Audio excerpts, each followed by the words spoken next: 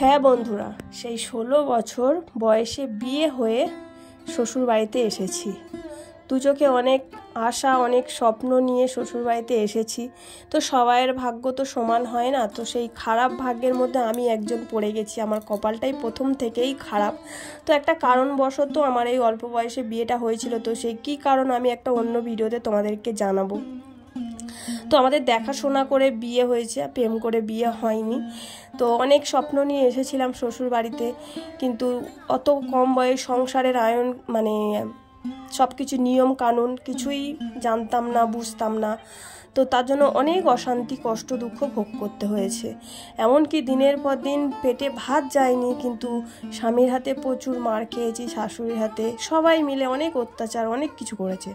সব কিছু সহ্য করে, সব কিছু মেনে নিয়ে, মানিয়ে নিয়ে আজকে 18 বছর মুখ বুজে সব কিছু সহ্য করে সংসারটা করছি। জানি না কেন গরিব বাবার মেয়েদের এত কিছু কষ্ট সহ্য করতে হয়। গরিবদের কষ্ট দুঃখ কেউ কোনোদিনও বোঝে না, জানো তো। গরিবদের যতই যাই কিছু হয়ে যাক না কেন, কেউ সেদিকে ফিরে তাকায় না। তো সেটাই হয়তো আমার হয়েছে, গরিব বাবা। তো তার জন্য আমার এত কষ্ট দুঃখ ভোগ করতে হয়েছে বা এখন হচ্ছে। তো যাই হোক, সেই সব কিছু কথা আজকে তোমাদের সাথে শেয়ার করব। তো নমস্কার বন্ধুরা, শুভ বিকাল। দক্ষিণ 24 পরগনা জেলার ছোট্ট একটি গ্রাম থেকে মা মান্টু ভিলেজ ব্লগ চ্যানেলে আরও একটা নতুন ভিডিওতে সবাইকে অনেক স্বাগত, অনেক ভালোবাসা। তো কেমন আছো সবাই? আশা করি সবাই ভালো আছো, সুস্থ আছো। আর তোমাদের আশীর্বাদে আমরা এখন একটু ভালো আছি। আর আজকে মঙ্গলবার বিকেল 4:30, আর এখন থেকে তোমাদেরকে সাথে নিয়ে ভিডিওটা শুরু করছি। ভিডিওটা স্কিপ করো না, স্কিপ করলে কিছুই বুঝতে পারবে না। ভিডিওটা যদি ভালো লাগে তাহলে একটু লাইক করো, লাইক করলে ভালো লাগে, আর কমেন্ট করে জানিও। আর আমার চ্যানেলে যারা নতুন বন্ধু আছে, চ্যানেলটিকে সাবস্ক্রাইব করে পাশে থাকা বেল আইকনটি প্রেস করো, যাতে আমি নতুন যা ভিডিও ছাড়বো সবার আগে তোমাদের কাছে চলে যাবে। তো দেখতে পাচ্ছ, পুরনো বালুশের যে তুলোগুলো ছিল সেইগুলো দিয়ে না আমি দুটো নতুন বালুশ বানালাম। একটা মাথা বালিশ আর একটা পাশ বালিশ, দুটো বালিশ বানালাম। আর আমার মান্টু তো দেখলে আমার পাশে ঘুরঘুর করছে। তো ওকে ঘুম পাড়িয়েছিলাম, ও না ঘুম থেকে উঠে গেছে, কারণ কারেন্টটা চলে গেছে। তো কারেন্ট চলে গেলে জানোই তো এই প্রচণ্ড গরম। তো মাথা বালুশটা করে নিয়েছি, তারপর পাশ বালুশটা করছি। আর তখনই আমার মানটাই আমার কাছে চলে এসেছে ঘুম থেকে উঠে। তো বন্ধুরা, অল্প বয়সে যে বিয়ে হয়ে শ্বশুর বাড়িতে যে আমি এসেছি, তো কোনো কিছুই জানতাম না। রান্না খারাপ হলে সেও দোষ। কি বলবো, বলার কোনো ভাষা খুঁজে পাচ্ছি না আমি। তো 2004 সালেই আমার বিয়েটা হয়েছিল। তো তখন জানো তো মানুষের বেশিরভাগ মানুষের অভাব, বিশেষ করে গ্রামের মানুষ। তো আমাদের কীরকম বলো তো, আমাদের যে হোকলা পাতা আছে, সেই হোকলা পাতা তো সারা বছর বেচা কেনা হতো না। তো যা যতটুকুনি বেচা কেনা হতো, সব দায়িত্ব আমার শাশুড়ির ঘরে ছিল। সবাই এক সংসারে ছিলাম। আর আমার বড় তেমন ভালো ইনকাম করতো না। তো বরের ইনকাম না থাকলেই বউয়ের যা অত্যাচার সহ্য করতে হয়, সেটাই আমি সহ্য করেছি। তো আমার স্বামীও আমাকে তখন অতটা বোঝেনি। তো তার জন্য বাড়ির কথা শুনে আমার সাথে অশান্তি করতো, মারতো, অনেক কিছু হতো।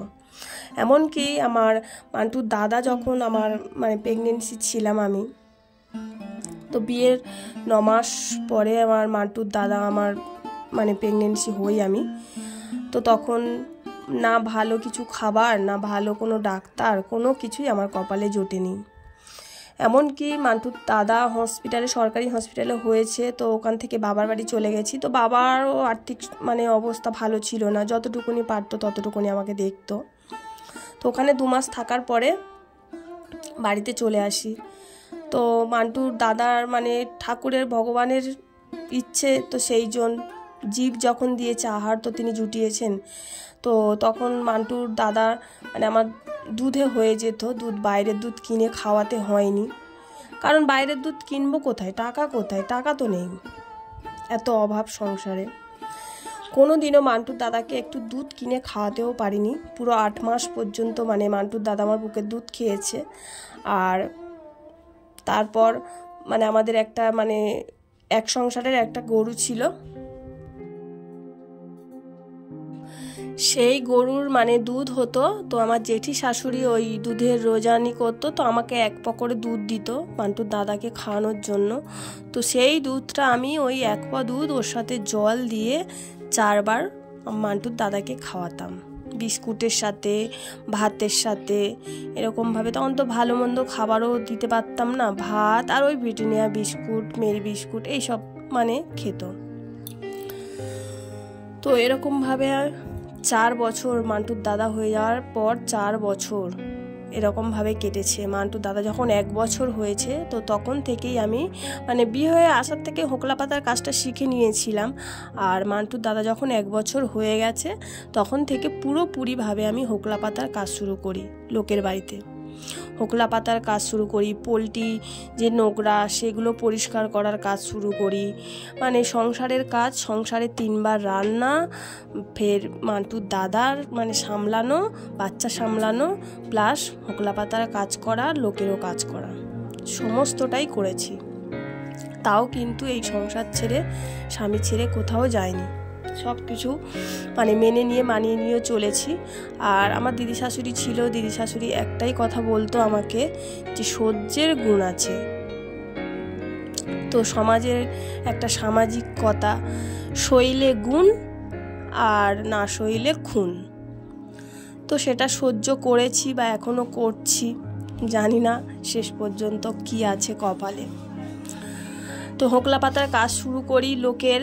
তো তারপর না লোকের কাজ করতে করতে মানে আমি আর আমার মানে সে একটা ভাসুরের ছেলে প্রতিবন্ধী, মানে আমার ভিডিওতে তোমাদেরকে দেখিয়েছি, ও আর আমি দুজনে মিলে কি করি, যে কাঠের যে হোকলা পাতার কাঠের যে বোঝাগুলো হয় সেগুলো আমরা কিনে তার ভিতর থেকে ভালো ভালো হোকলগুলো মানে বেছে আমরা মানে ছই বানাই, সেগুলো বিক্রি করি।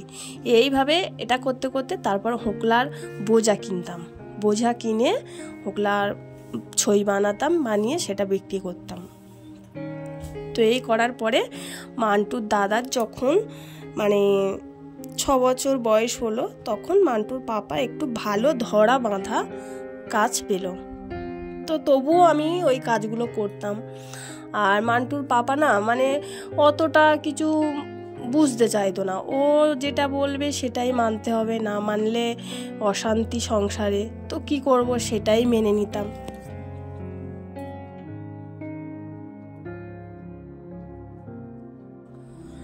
তারপর মানে মান্টুর দাদা 6 বছর বয়স হওয়ার পর তারপর শাশুড়ি মা সংসার থেকে আলাদা করে দিল। তো আলাদা করে দিল, কোনো কিছু মানে দেয়নি।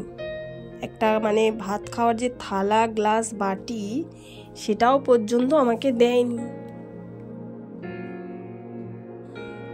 কিছুই তো দেয়নি, আলাদা করে দিয়েছে। তো কি করব, মানে বিয়ের যে পিতলের যে দানসাজগুলো হয়, আমি কি করলাম, সেই দানসাজের ভিতর থেকে পিতলের যে বালতি থালা থাকে সেইগুলো মানে স্টিলের থালা বাসনের দোকানে গিয়ে বিক্রি করে মানে ছোট হাঁড়ি, গামলা, ভাত খাওয়ার থালা, গ্লাস, বাটি, মানে যতটুকুনি হলো কিছু কিনলাম। আর মায়েরও তো তেমন বাসন ছিল না, মাও অল্প কিছু বাসন দিয়েছিল। তো এই করেই চলতো। আর মান্টুর পাপা ওই বাইরে কোম্পানির কাজ করতো, আর আমি ওই বাড়িতে হোকলা পাতার কাজ করতাম। এইভাবে মান্টুকে একটা মানে প্রাইভেট স্কুলে ভর্তি করেছিলাম, কেজি স্কুলে। তো মান্টুর পাপা স্কুলের মাইনে দিত, আমি পড়ার মাইনে দিতাম, বা মান্টুর পাপা পড়ার মাইনে দিত, আমি স্কুলের মাইনে দিতাম, এইভাবেই চলতো।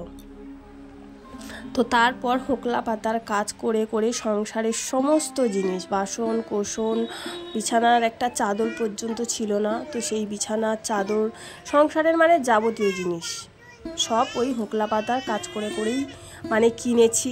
নিজের শখ মানে টুকিটাকি শখ শান্তি সেগুলো মানে পূরণ করেছি। তো মান্টুর পাপা হাত খরচের পয়সাও আমার প্রথম থেকেই দিত না, আর এখনও দেয় না।